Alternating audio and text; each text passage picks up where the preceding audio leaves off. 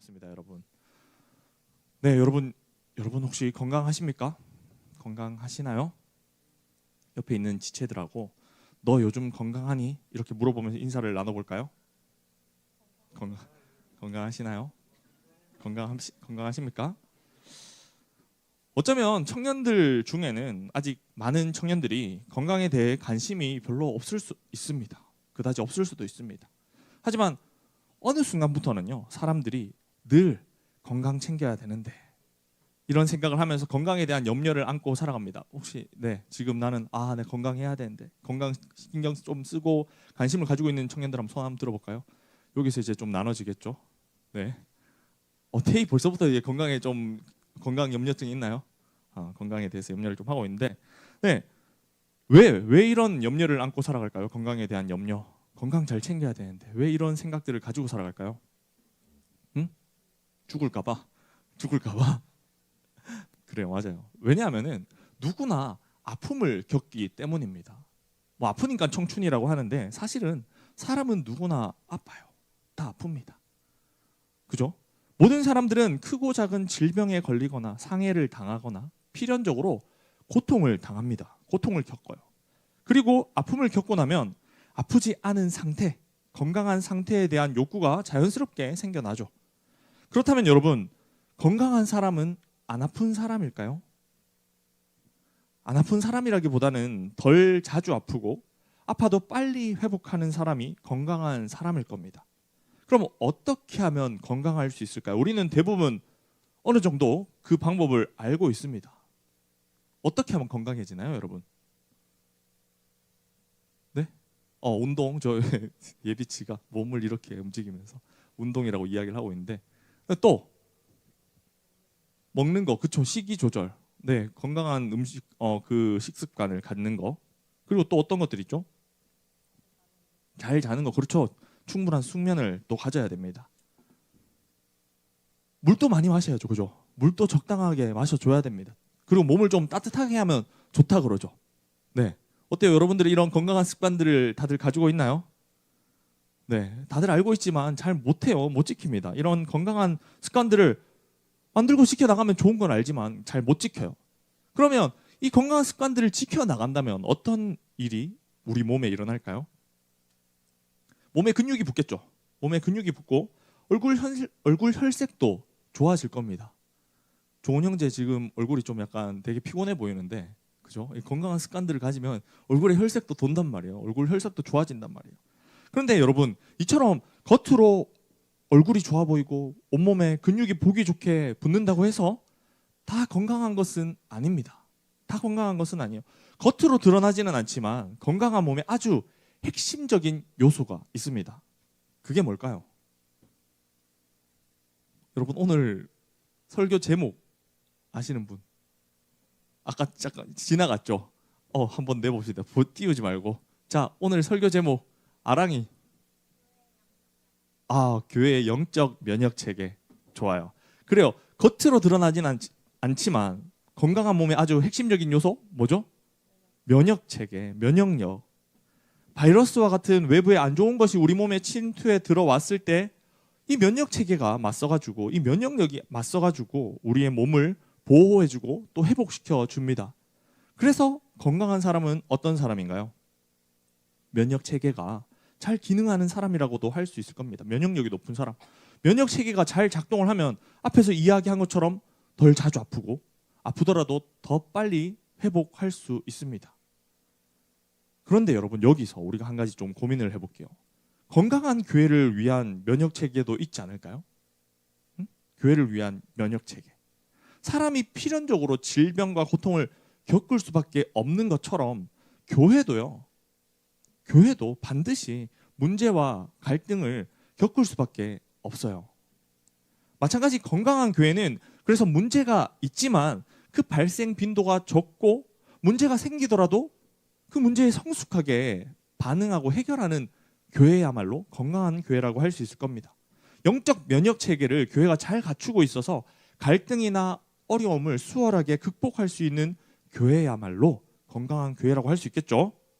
그렇다면 여러분, 건강한 교회가 갖춰야 할 면역 체계는 어떤 것들이 있을까요? 오늘 우리가 함께 읽은 이 본문에서 예루살렘 교회가 그들 안에 발생한 갈등을 지혜롭게 해소하는 모습이 나타나고 있습니다. 우리가 이 말씀을 같이 묵상함으로써 우리 교회가, 우리 공동체가 어떻게 영적인 면역 체계를 갖춰서 건강한 교회로 세워져 갈지, 또 이 건강한 교회의 면역 체계는 무엇인지 함께 살펴보도록 하겠습니다. 자, 우리가 어떻게 영적 면역 체계를 갖춰서 건강한 교회로 세워질까요? 첫째, 따라해 주세요. 맞춤식 해결보다는 근본적이고 본질적인 해결을 추구합니다. 제가 말을 제대로 못하니까 지금 못 따라하는 거죠, 그죠? 근본적이고 본질적인 해결을 추구합니다. 네, 맞아요. 맞춤식 해결보다는 근본적이고 본질적인 해결을 추구해야 한다는 거예요. 오늘 본문에서 예루살렘 교회는 헬라파 유대인과 히브리파 유대인 사이에 불공평한 구제 사역으로 인한 갈등이 생겼습니다. 우리 1절 말씀 같이 한번 읽어보겠습니다. 시작. 그때에 제자가 더 많아졌는데 헬라파 유대인들이 자기의 과부들이 매일의 구제에 빠짐으로 히브리파 사람을 원망하니. 아멘. 여러분, 예루살렘 초대 교회는 사도행전 1장 15절을 보면 마가 다락방에 몇 명의 사람들이 모여 있었는지 여러분 알고 있나요? 120여 명의 무리가 모여서 함께 기도를 했습니다. 그렇게 시작을 했어요. 그리고 이 무리에게 오순절 날에 무엇이 임했죠?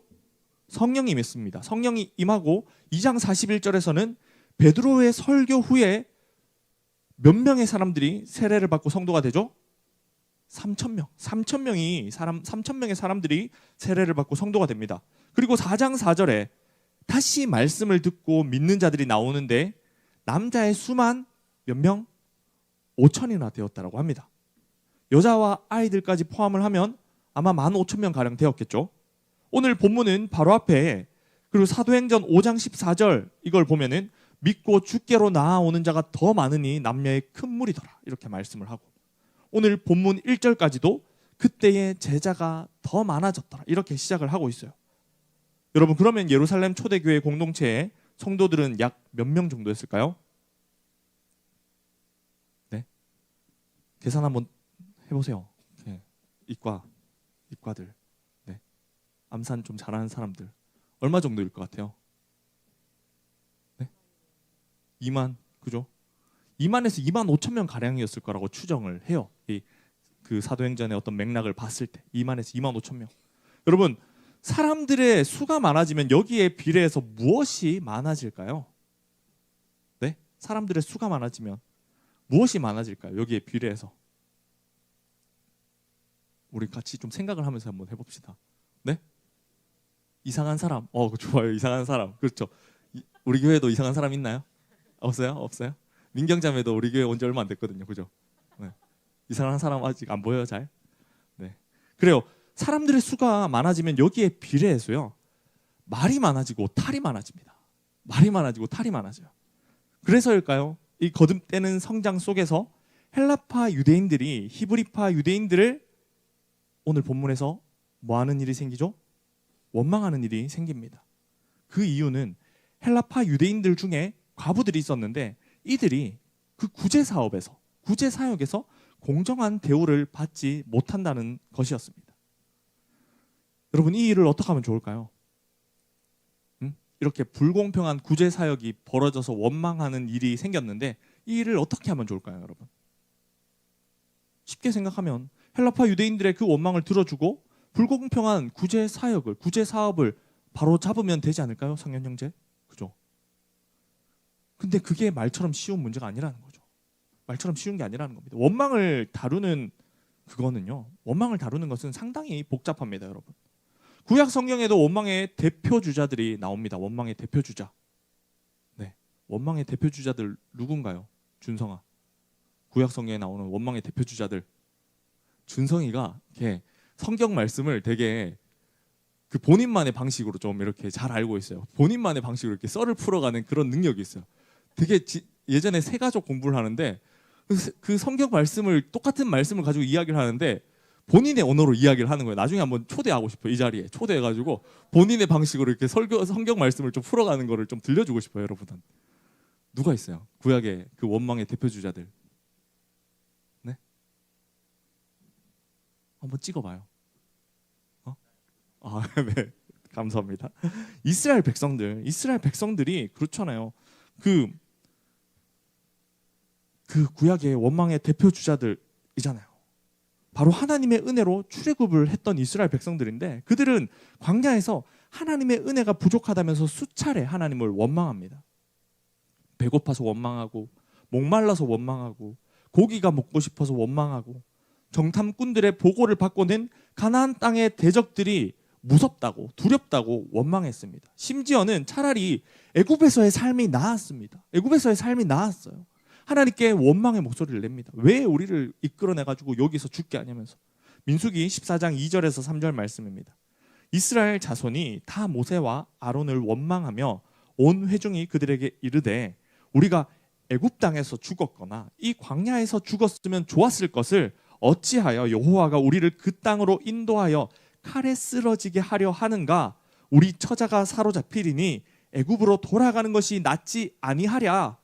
이렇게 원망하고 있는 겁니다. 실컷 그들을 노예 상태에서 애굽에서 이끌어내서 자유의 몸을 만들어줬더니 뭐라고 하고 있는 겁니다. 차라리 애굽이 나았다라고 이야기를 하고 있는 거죠.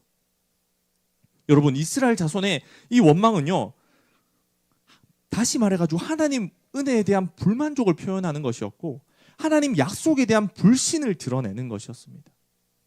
그 결과 어떻게 되나요? 그들이 결국에 이스라엘 출애굽 1세대는 약속의 땅을 밟지 못하고 모두 광야에서 그들의 생을 마쳐야만 했습니다.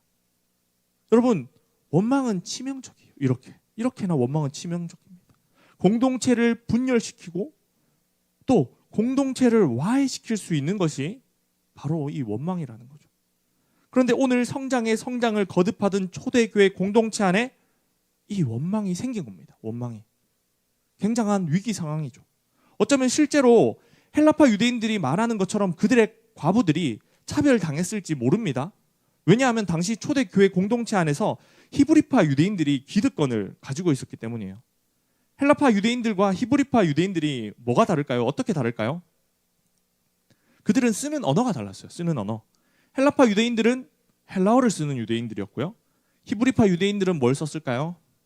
네, 그렇죠. 히브리어를 쓰는 유대인들이었습니다. 좀 더 정확하게 이야기를 하면은 아람어와 히브리어를 이렇게 좀 혼용해서 썼다라고 이야기를 합니다. 그런데 왜 같은 유대인인데 이렇게 쓰는 언어가 달랐을까요? 준성아, 왜 달랐을까? 바벨탑, 진짜 좀 더 근본적인 접근이긴 한데 그것보다는 조금 더 이렇게 쉽게. 네, 왜 달랐을까? 선녀가 바벨탑 사건 때문에 헬라파 혹시 자기 의견은 다르다.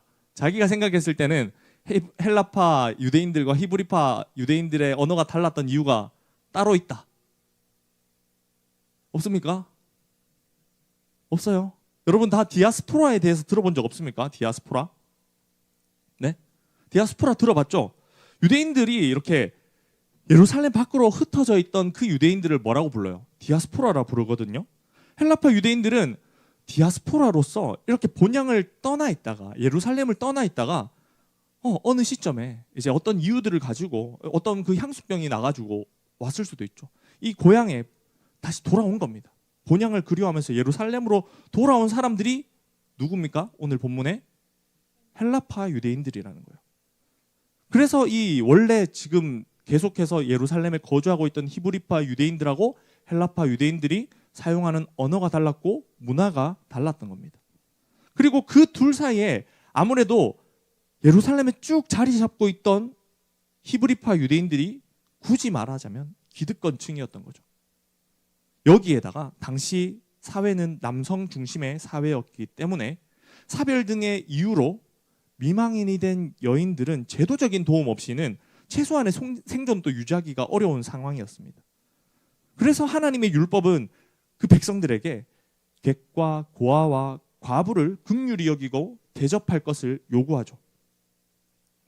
이런 율법의 정신을 따라서 예루살렘 공동체가 과부들에 대한 구제 사역을 행했습니다.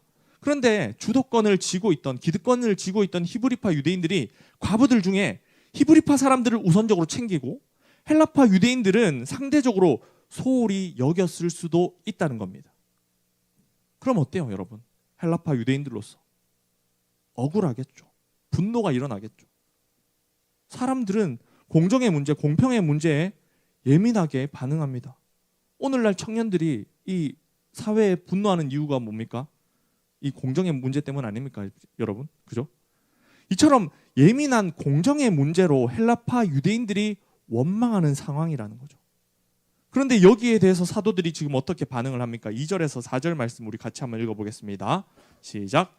12사도가 모든 제자를 불러 이르되 우리가 하나님의 말씀을 제쳐놓고 접대를 일삼는 것이 마땅하지 아니하니 형제들아 너희 가운데서 성령과 지혜가 충만하여 칭찬받는 사람 7을 택하라.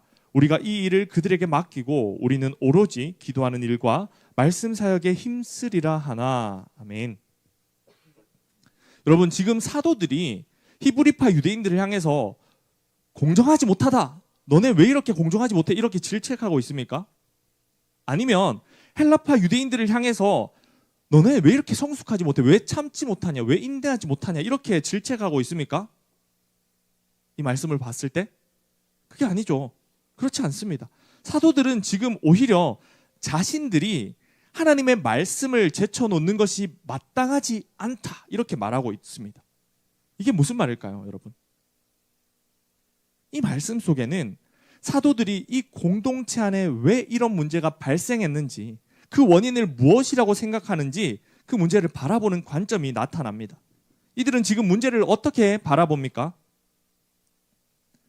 바로 자신들이 본질에 좀 더 힘쓰지 못했기 때문에, 신경 쓰지 못했기 때문에, 거기에 힘을 쏟지 못했기 때문에 공동체 안에 누군가를 원망하는 일이 생겼다고 보고 있습니다.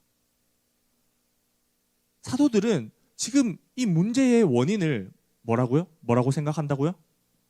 본인들이 어디에 힘을 쏟지 못해서? 본질에 좀 더 힘을 쓰지 못해서 지금 이런 일이 발생했다고 보고 있다는 거죠. 그래서 사도들이 내린 결론이 무엇입니까, 여러분? 다시 본질로 돌아가서 기도하는 일과 말씀 사역에 집중하고 힘쓰겠다는 거죠. 여러분에게는 혹시 이 모습이 문제를 외면하는 것처럼 보이지는 않습니까? 사도들이 지금 이 당면한 문제를 외면하고 있는 것처럼 보이지는 않습니까? 마치 문제에서 자신들은 손을 떼겠다는 것처럼 보이지 않습니까, 여러분? 사도들이 말씀과 기도에 지금 힘쓸 게 아니라 지금 당장 눈앞에 닥친 문제에 조금 더 적극적으로 개입을 해서 문제에 딱 맞는 그 맞춤식 해결책을 제시해야 한다고 생각하지 않나요, 여러분? 그렇게 생각하죠. 그렇게 생각할 수 있죠. 여러분, 분명히 맞춤식 해결책으로요, 맞춤식 솔루션으로 당장의 문제를 해결할 수 있습니다. 해결할 수도 있어요. 여러분, 그런데 또 다른 갈등이 생기면, 그러다가 또 다른 문제가 생기면, 문제 맞춤식 해결책이 공동체로 하여금 위기를 지나가게 할 수는 있습니다. 하지만 과연 그런 임시방편이, 그런 미봉책이 교회를 건강하게 만들 수 있을까요? 우리가 처음에 던졌던 건강한 사람, 건강한 교회, 그런 건강한 교회를 만들 수 있냐는 거죠. 그런 맞춤식 솔루션이 아니라는 거죠.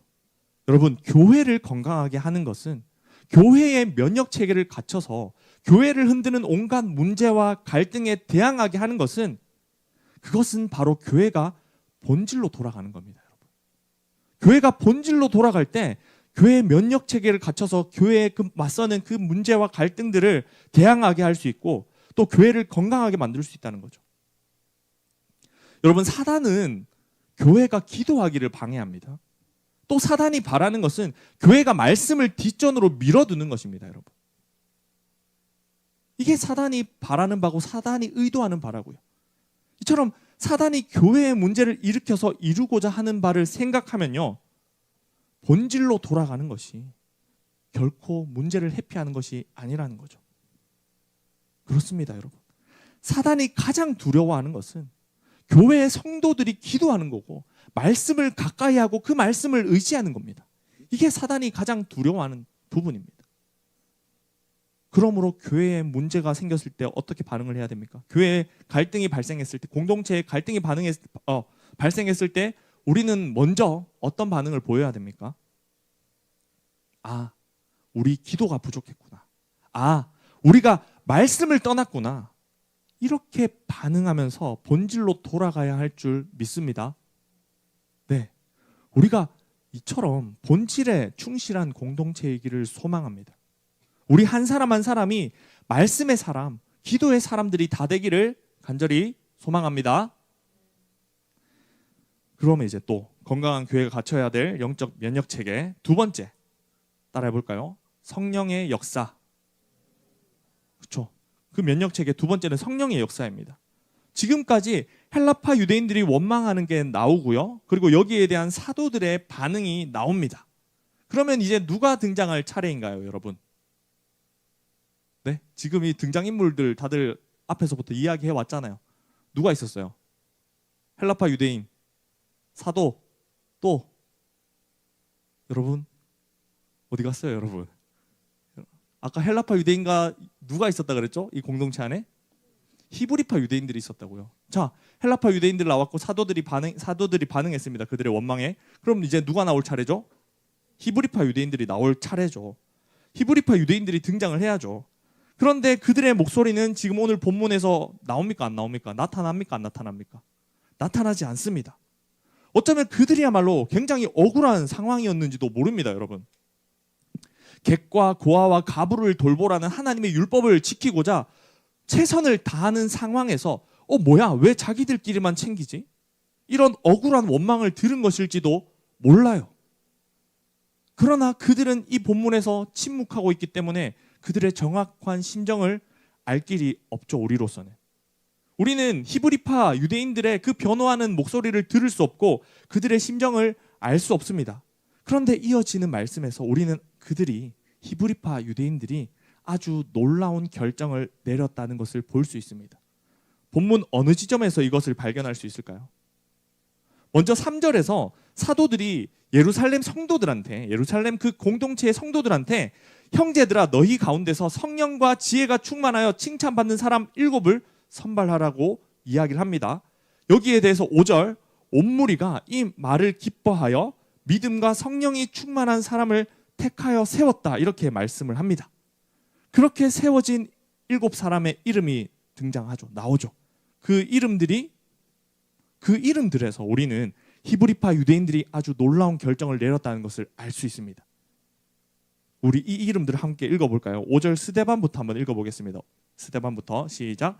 스데반과 또 빌립과 브로고로와 니가노르와 디몬과 바메나와 유대교회에 입교했던 안디옥 사람 니골라.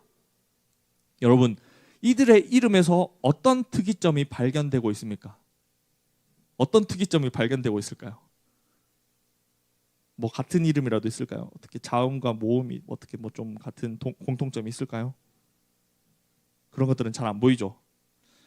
사실 이들이 가지고 있는 이름의 특이점은요, 이들의 이름이 모두 헬라식 이름이라는 겁니다. 헬라식 이름이라는 거죠. 다시 말해서 예루살렘 공동체가 마음을 모아서 7사람을 뽑았는데 그들이 다 누구? 헬라파 유대인들이었다는 거죠. 히브리파 유대인들이 기득권을 가지고 있는 상황이었고 헬라파 유대인들이 구제사역에 대해서 불공평하다 원망을 터뜨린 상황입니다. 이 갈등 상황을 해결하기 위해서 7명을 뽑았는데 봤더니 그 뽑힌 사람이 다 헬라파 유대인들이라는 거죠. 여러분, 이게 어떻게 된 일일까요? 어떻게 된 걸까요? 여러분들이 이걸 어떻게 해석할 수 있어요? 이 상황이 어떻게 된 거라고 보여져요? 히브리파 유대인들이 양보한 거죠. 그죠? 히브리파 유대인들이 양보했다는 거죠. 12 사도들이 그 성도들로 하여금 헬라파 유대인들을 뽑으라고 강요했나요? 7사람 다 헬라파 유대인들로 뽑아 이렇게 강요했을까요? 아닙니다. 3절 끝부분 우리가 이 일을 그들에게 맡기고, 네, 사도들은 성도들에게 이 문제를 위임했어요. 초대교회 공동체에 이 문제를 위임했다고, 사람을 뽑는 거를. 그들은 그저 성령과 지혜가 충만하여서 칭찬받는 사람을 뽑으라고 한 것 빼고는 다른 어떤 조건도 강요한 바가 없어요. 히브리파 유대인들에게 기득권을 내려놓고 양보하기를 강요하지 않았다고요. 사도들은. 여러분, 양보는 결코 강요할 수 있는 게 아닙니다. 어릴 때 아기들한테 야, 너 이거 먹는 거 좀 양보해. 저 친구한테 양보해. 어릴 때 이럴 수 있죠. 근데 이게 시간이 지나면서 자라가고 우리가 성인으로서 이렇게 각자의 소유를 가지고 살아가는 사람들, 각자의 그 어떤 소유 재산을 가지고 살아가는 사람들에게 양보를 강요할 수 있습니까? 양보 강요할 수 없습니다. 그리스도인으로서 양보해야 한다는 것을 알지만 타인에 의해서 양보하는 것은 분명한 한계가 있어요. 그러면 스스로 양보는 될까요? 스스로 양보할 수 있습니까? 쉽게? 잘 안 되죠. 스스로 양보를 자연스럽게 할 수 있는 것도 아닙니다, 여러분. 그런데 지금 예루살렘 초대 교회 공동체 안에 아무도 이것을 강요하지 않았는데 히브리파 유대인들이 헬라파 유대인들에게 대하여서 스스로 양보하는 일이 일어난 겁니다. 여러분, 우리가 그러면 이 초대교회에 벌어진 상황을 두고 우리도 초대교회 공동체와 같이 기득권을 가진 사람들이 먼저 양보해야 한다. 양보해야 합니다. 이런 결론을 내리는 게 맞을까요? 아니면 내가 됐든지 다른 사람이 됐든지 자연스럽게 그 마음에 감동이 생겨가지고 그 마음이 동해서 스스로 양보하기를 막연히 기다려야 할까요? 아닙니다, 여러분. 여러분, 성령님이 하십니다. 성령님이. 성령 하나님께서 그 문제 가운데 개입하신 겁니다. 예루살렘 초대교회는 성령을 기다리는 공동체였고 성령이 임한 공동체였으며 성령을 철저하게 의존하고 인정하는 공동체였습니다. 예루살렘 공동체는. 전에도 제가 누누이 여러 차례 이야기했던 것 같아요. 우리 안에 여러 가지 세상의 가치들, 어떤 본성들, 죄성들, 정욕들이 있거든요. 그런데 우리 안에 이 세상의 가치와 우리의 정욕과 우리의 재성과 우리의 본성을 거스르려고 하고 또 이것을 실제로 거스르는 일이 일어난다면 이것은 누가 한 일이라고요? 성령 하나님. 성령 하나님께서 하신 겁니다. 예루살렘 초대교회 그 공동체 안에 히브리파 유대인들이 양보를 실천함으로 갈등을 극복한 일은 바로 성령 하나님이 개입하시고 역사하신 겁니다. 그건 히브리파 유대인들이 뛰어나고 잘나서 그들이 뭔가 선한 그 어떤 마음들을 가지고 있어서 그렇게 한 게 아니라 초대교회 안에 성령께서 개입하시고 역사하셔서 그 일이 일어난 거라고요. 양보하는 일이. 그렇다면 우리가 공동체의 그 갈등 앞에서, 문제 앞에서 어떤 모습으로 서 있어야 합니까? 성령의 역사를 사모해야 하는 줄 믿습니다. 우리가 성령 하나님의 일하심을 주장할 수는 없어요. 성령 하나님 이렇게 해주셔야죠. 성령 하나님 저렇게 해주셔야죠. 이럴 수는 없어요. 하지만 우리가 겸손하게 성령님 저는 연약합니다. 도와주시옵소서. 어떤 모양이든지 성령 하나님께서 원하시는 대로 설령 나의 바람과 다를지라도 성령님의 그 간섭을 기대하고 사모합니다. 성령님께서 하셨습니다. 성령님이 하십니다. 성령님이 하실 겁니다. 이렇게 고백해야 된다는 거죠. 우리가 그 문제들 앞에서, 갈등 앞에서 이렇게 반응하며 행동해야 된다는 거죠. 고백해야 된다는 거죠. 그렇게 할 때 성령님께서 우리 공동체 안에도 우리의 능력으로는 할 수 없는 그 일들, 그 놀라운 일들을 행하실 줄 믿습니다. 하나님만이 하실 수 있는 그 일을 행하실 줄 믿습니다. 겸손히 성령을 사모하고 기다리고 구하고 의존하고 인정하는 그런 솔라시 공동체가 되기를 간절히 소망합니다.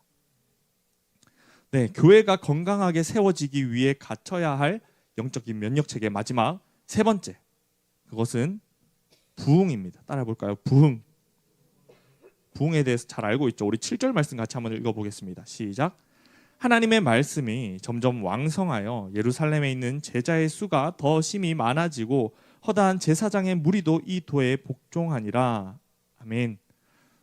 예루살렘 초대 교회 이 공동체를 위협하는 원망이라는 큰 위기가 찾아왔지만 이것을 극복하자 하나님의 말씀이 계속해서 퍼져갑니다. 예수를 따르는 제자의 수가 늘어갑니다. 예수님의 대적자들이라고 할 수 있는 제사장의 무리도 진리에 복종하며 회심하는 일이 일어납니다. 본문이 시작되는 1절에서도 제자가 더 많아졌다고 했는데 갈등을 매조지하면서 7절에서도 제자의 수가 늘어가고 있다는 거죠. 우리가 양적인 부흥만을 부흥이라고 이야기하지는 않지만, 그렇죠, 이 또한 부흥이라고 할 수 있죠. 이게 부흥이라고 할 수 있죠. 그런데 여러분 혹시 부흥의 반대말이 무엇이라고 생각합니까? 여러분, 부흥의 반대말. 네? 침체 좋아요. 침체, 또 쇠락, 쇠퇴, 멸망, 이런 것들이 부흥의 반대말이라고 할 수 있을 겁니다. 사전적으로는 그게 맞을 거예요. 하지만 여러분, 부흥과 생존의 관계에 대해서는 어떻게 생각해요? 부흥과 생존 어떻게 생각하나요? 우리 좀 철학적인 대답을 해줄 수 있는 누가 있을까요? 철학가 있어요? 우리 아랑이가 질문이 진짜 많거든요. 아랑아, 너가 생각했을 때 부흥과 생존의 관계는 어떤 것 같아?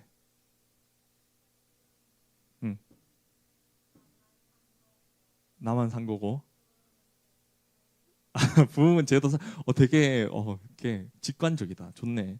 네, 생존은 나만 산 거고 부흥은 제도 살린 거다라고 이야기를 했어요. 네. 그런데 우리가 좀 일반적으로 생각했을 때는 생존은 마치 부흥하고 이 멸망 사이에 어디 중간쯤에 있다라고 생각하지 않습니까? 그렇게 보면 될까요? 부흥이 영어로 리바이벌이라고 하죠. 리바이벌이라고 하고, 생존이 영어로 뭡니까? 서바이벌이라고 합니다. 어때요? 이렇게 영어도 어쩜 좀 어원이 비슷한 게 있는 것 같은데, 네, 이 생존과 부흥을 좀 비슷하게 보는 게 맞을까요? 그렇지 않다는 거죠, 여러분. 교회의 존재 목적은요, 단지 생존하는 데 있지 않습니다. 건강한 교회는요, 이 영적인 면역 체계를 제대로 갖춘 공동체는요, 필연적으로 부흥하기 마련입니다. 왜? 왜냐하면 하나님의 말씀이 살아있기 때문이에요. 7절에 하나님의 말씀이 점점 왕성하여, 이렇게 말씀하고 있는데, 여러분 여기서 주체가 누구입니까? 사도들인가요? 아니면 성도들입니까? 아니죠. 하나님의 말씀입니다. 하나님의 말씀. 하나님의 말씀이 살아서 퍼져가고 왕성하여진다라고 이야기하고 있는 겁니다. 히브리서 4장 12절에서는 이렇게 말씀을 합니다. 하나님의 말씀은 살아있고 활력이 있어 좌우의 날선 어떤 것보다도 예리하여 혼과 영과 및 관절과 골수를 찔러 쪼개기까지 하며 또 마음의 생각과 뜻을 판단하나니. 하나님의 말씀은 살아있고 활력이 있다고 말씀합니다. 여러분, 무엇인들 이 살아있는 하나님의 말씀을 맬 수 있겠습니까?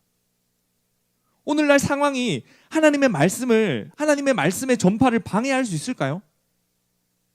없습니다. 안 됩니다. 하나님의 말씀은 상황에 매이지 않는 줄 믿습니다. 우리의 이성과 논리가 하나님의 말씀을 제한할 수 있습니까? 아닙니다. 아니요. 하나님의 말씀은 우리의 이성과 논리를 초월하여서 역사하는 힘이 있습니다. 아멘인가요?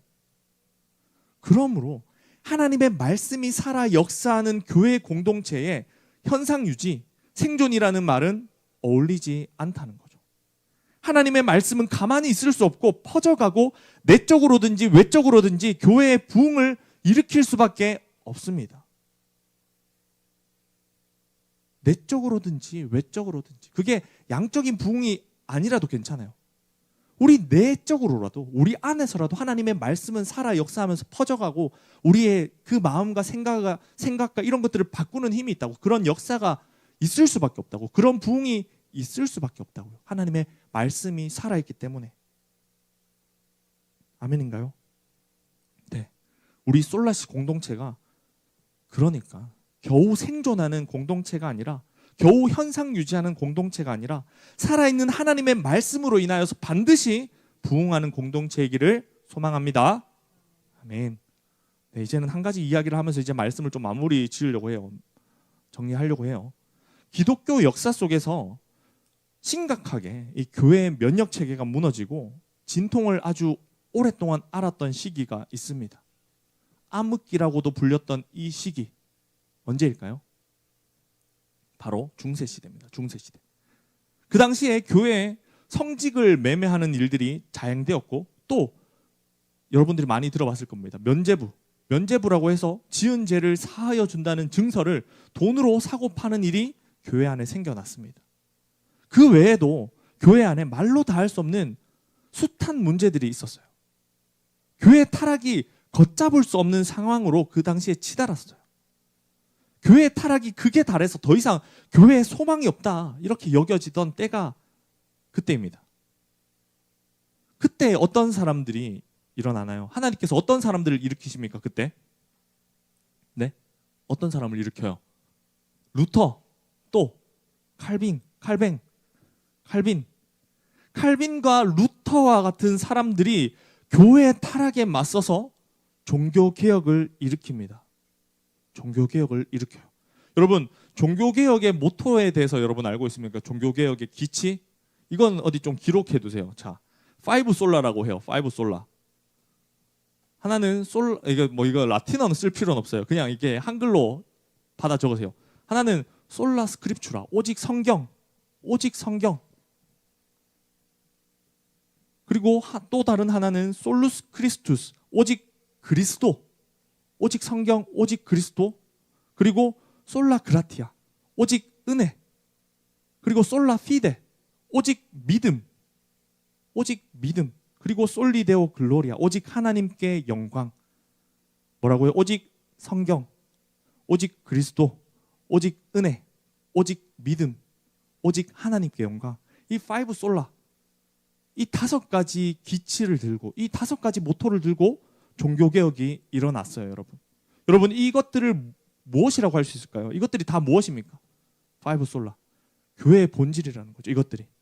그래서 종교개혁은요, 사실상 본질 회복 운동이라고도 할 수 있습니다. 종교개혁 운동은 본질 회복 운동이라고도 할 수 있어요. 개혁이라고 해서, 종교개혁이라니까 뭔가 새로운 걸 제시하고 뜯어 고친 게 아니라 우리가 놓치고 있는 본질로 돌아가자는 운동이 뭐였어요? 종교개혁 운동, 본질 회복 운동. 이게 여러분 개혁주의의 정신입니다. 교회의 타락과 숱한 문제들을 이 본질의 회복으로 맞섰던 것이 종교개혁의 요지입니다. 그 결과 오늘날 이 안디옥 교회를 포함해서 온 세계의 수많은 개신 교회들이 이 종교개혁의 기초 위에 세워졌습니다. 본질 회복 운동이 온 세계 교회 부흥에 불을 지폈던 겁니다. 그리고 개혁주의는요, 또 이렇게 한번 외칩니다. 이렇게 외칩니다. 한번 따라해 보겠습니다. 개혁된 교회는 계속 개혁되어야 한다. 개혁된 교회는 계속 개혁되어야 한다. 계속 뜯어고치고 새로운 걸 시도하자는 말이 아니라 끊임없이 본질로 돌아가야 한다는 말입니다. 우리는 가만히 있으면 현상 유지인 줄 알지만 그게 아니라 우리가 가진 죄성은 우리를 죄짓는 방향으로, 하나님께로부터 멀어지는 방향으로, 안 좋은 방향으로 흘러가게 한다는 겁니다. 그러므로 우리는 오직 성경, 오직 그리스도, 오직 은혜, 오직 믿음, 오직 하나님께 영광, 이것으로 돌아가고 또 돌아가야 한다는 거죠. 오직 말씀, 여기서부터 시작하는 그 본질 회복에 힘쓸 때 우리는 성령이 역사하고 하나님의 말씀이 왕성하여 퍼져가는 부흥을 다시 보게 될 것입니다. 그렇게 될 것을 믿습니까? 네. 그러므로 우리 솔라시 공동체가 이처럼 본질 회복, 성령의 역사, 부흥이라는 이 영적 면역 체계를 갖춰서 건강하게 세워져가는 교회이자 공동체가 되기를 간절히 소망합니다. 간절히 바랍니다. 우리 이 시간 함께 말씀을 기억하며 찬양을 부르겠습니다.